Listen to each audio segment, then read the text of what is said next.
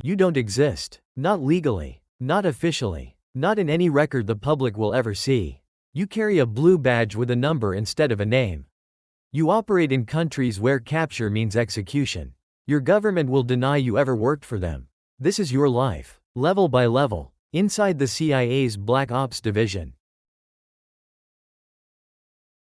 You arrive at Camp Perry, Virginia. Officially, it's a DoD facility. Unofficially, it's the farm, where the CIA turns soldiers into ghosts. The sign at the gate says nothing. The perimeter is monitored by cameras you'll never see in satellite images. For 18 months, you disappear. You learn surveillance detection runs through mock Eastern European cities built inside the compound. You practice recruiting foreign assets in simulated cafes, train stations, hotel bars. You memorize how to build a legend, a cover identity so detailed it can survive interrogation. The racetracks are visible only from orbit. You drive at speeds that replicate evasion under hostile pursuit. Your instructors are former case officers who've run operations in Moscow, Beirut, Karachi. They don't teach you to shoot first. They teach you to make a stranger trust you with their life in under 3 conversations. Every weekend you return to an apartment under a cover job. You practice lying to everyone you know. Your family asks where you work. You tell them the State Department. You tell them it's boring. You tell them you push paper. The double life starts now. Half your class washes out. Not from physical failure. From the inability to lie without flinching. The final test is 72 hours. You evade hostile forces across rural Virginia, make contact with a simulated asset, exfiltrate intelligence, all while maintaining your cover story under interrogation. You pass. You earn a blue badge and a choice: traditional case officer or 6 more months of paramilitary training. You choose the path where your name disappears entirely. You've completed the paramilitary course. 6 months of learning to standardize Delta and SEAL tactics into the CIA's hybrid methodology. Now you are a junior paramilitary operations officer assigned to Ground Branch. You operate under Title 50 authority. Covert action powers. 0 official protection if captured. Your first deployment is the Horn of Africa. You embed with a 4-man team training local militia to counter extremist cells.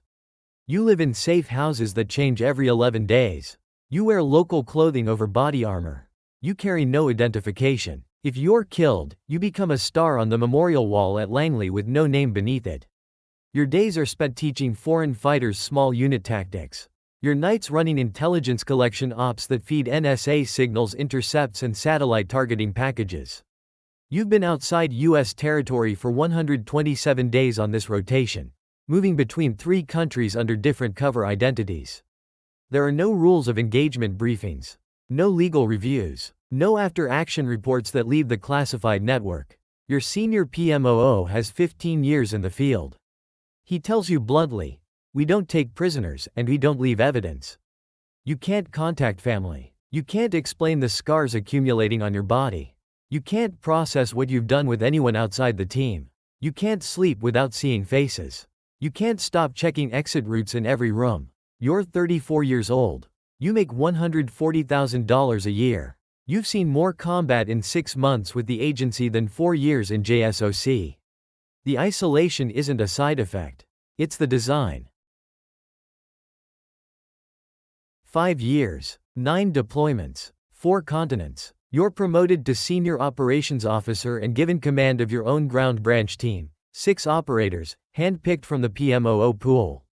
You now sit in mission planning sessions at Langley's Special Activities Center headquarters, where the director of SAC and senior officials from the National Security Council decide which operations move forward under presidential covert action findings. Your clearance expands to special access programs.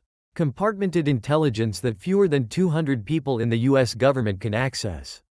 You run pickup teams, small-scale strike forces conducting direct action raids the military can't be associated with, operating in countries where the U.S. officially has no presence.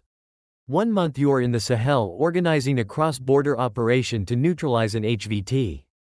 The next you're in Southeast Asia running a counter-proliferation op against a black market arms network. The tempo never stops. 240 days a year deployed. The psychological burden shifts. You're no longer just executing violence. You're deciding who dies and who lives based on intelligence that is sometimes contradictory, always incomplete. You've lost 2 men in the field. One to an IED in Yemen. One to a compromise in Eastern Europe. You wrote the sanitized reports their families will never read. You come home to a Northern Virginia apartment. You live alone. No relationship survives this life. No relationship survives you. You're being groomed for branch-level leadership, but the operational tempo is destroying your body. 2 knee surgeries. Chronic insomnia. A TBI from a vehicle rollover in Syria that you never officially reported because it would pull you from the field. You've become the thing you can't explain to anyone who hasn't lived it. You've survived the field. What comes next isn't about operations anymore. It's about authority, the kind that erases people with a signature and lives with it. You're no longer in the field. You commanded from Langley. You're branch chief for ground operations, one of 3 branch chiefs under the Special Activities Center.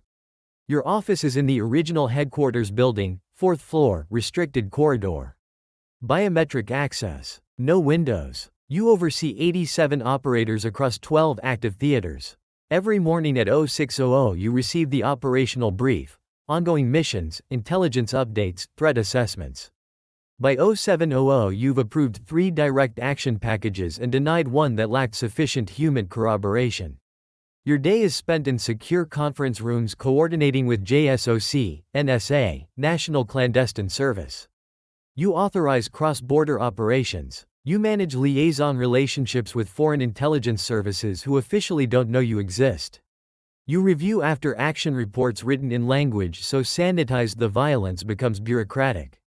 You've signed off on operations that resulted in 14 deaths this quarter. You remember none of their faces.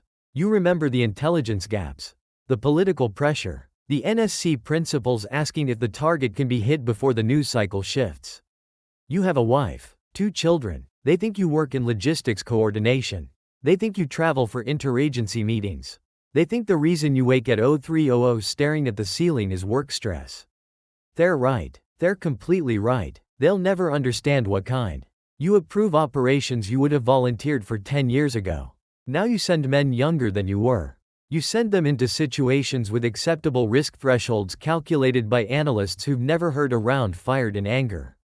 You've stopped counting deployments. You've started counting funerals. You run the entire Special Activities Center. Ground branch, Maritime branch, Air branch. Every covert paramilitary operation the CIA conducts worldwide flows through your approval. Your office is larger now. Still no windows. You attend National Security Council meetings in the White House Situation Room. You sit beside the director of the CIA and brief the president on operations that will never appear in any historical record. You speak in conditional language. Plausible deniability baked into every sentence. We assess with high confidence. The operation presents manageable risk. Attribution would be difficult to establish. You manage an annual black budget exceeding $900 million. You coordinate with the Pentagon on operations where Title 10 and Title 50 authorities blur deliberately. You authorize the deployment of proprietary aircraft, planes that don't exist in any registry, flown by pilots with no official record of employment. You've lost 11 operators in 3 years. You knew 4 of them personally. You wrote condolence letters their families will never receive because their deaths are classified. You attended memorials where their names were added to the memorial wall as nameless stars. The moral calculus has become automatic. Acceptable losses, strategic necessity, national security imperatives. The language you use to describe killing has become indistinguishable from the language of corporate risk management. You don't sleep well. You don't sleep poorly. You exist in a state of operational vigilance that never fully disengages. Your marriage survived. Barely. Your children are in college. They don't ask what you do anymore. You've become the institution, the thing that outlasts individual lives, including your own. You oversee the entire National Clandestine Service. Every human intelligence operation, every covert action, every spy the United States runs in hostile territory. You are the DDO, the operational apex of the Central Intelligence Agency. Your office overlooks the courtyard at Langley. You can see the memorial wall from your desk. 140 stars. 39 remain unnamed. You added 4 of them. You brief the president weekly. You testify before the Gang of 8 in closed congressional sessions. You manage relationships with liaison services in 63 countries.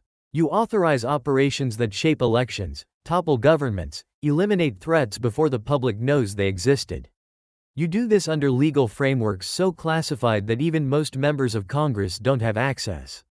You command 7,000 personnel. You manage a budget exceeding $6 billion. You've been in the intelligence community for 28 years. You've operated on 5 continents under 12 different identities. You've recruited foreign officials, run double agents, authorized lethal operations in countries the US claims to be at peace with. The psychological cost is no longer measurable. You don't process guilt. You process risk. You don't question morality. You execute policy. The person who arrived at the farm 3 decades ago, the one who believed in clarity, in right and wrong, is gone.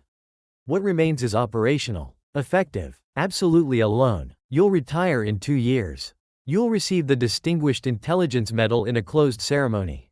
50 people will attend. Your family won't be allowed in the room. You'll never be able to tell anyone what you actually did. There is no moment when you realize you've lost yourself. It happens in increments too small to notice. A signature here, a compromise there, a decision that makes the next one easier. You don't become a ghost all at once. You disappear slowly, across decades, until the only thing left is the work. And the silence.